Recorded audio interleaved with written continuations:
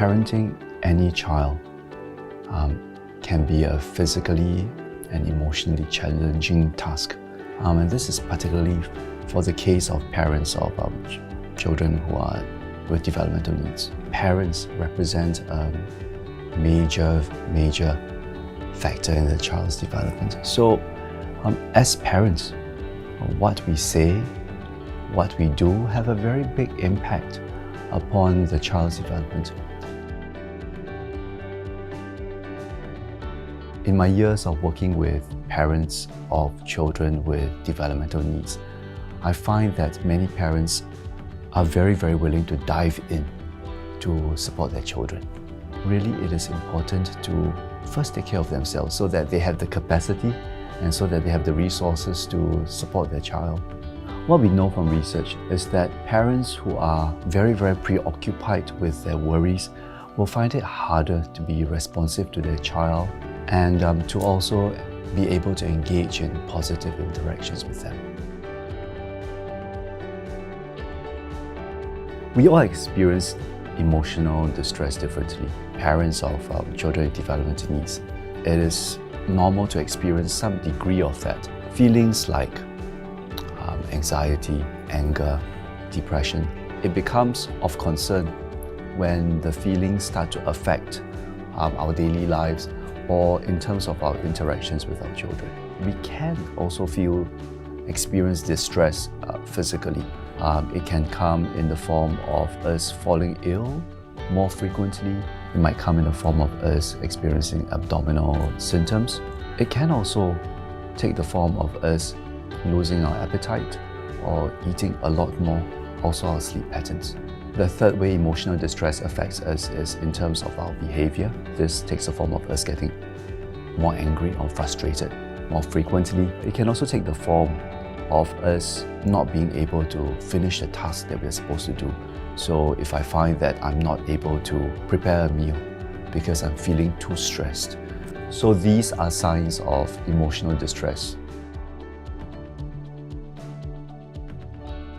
First, take care of your basic needs. Sleep is important. Make sure that you get enough rest. Next, focus on what you eat, what you drink, and very importantly also, whether you're getting any physical activity. Apart from that would be the question of whether you are getting enough downtime for yourself to recharge and rest. Another very important aspect is we are, as human beings, social creatures.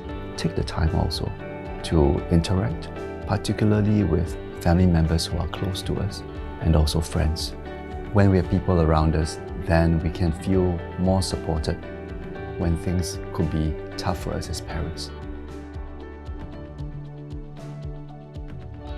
There are formal services. If the child is attending an early intervention program, these programs very frequently have workers who might be able to provide these needs directly to parents or by linking them up to other parents or other networks and resources in the community, such as family service centers who have trained professionals who can provide this form of support that parents can benefit from. Apart from formal support, there are also avenues for informal support. Extended family members can very frequently also lend a hand with either taking care of the child or by helping the parents with chores.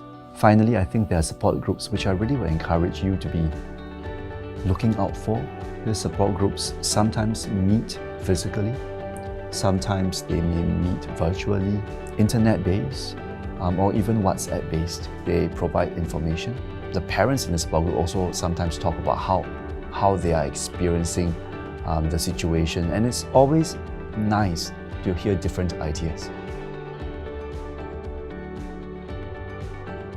My message to parents actually is that don't be afraid to ask for help.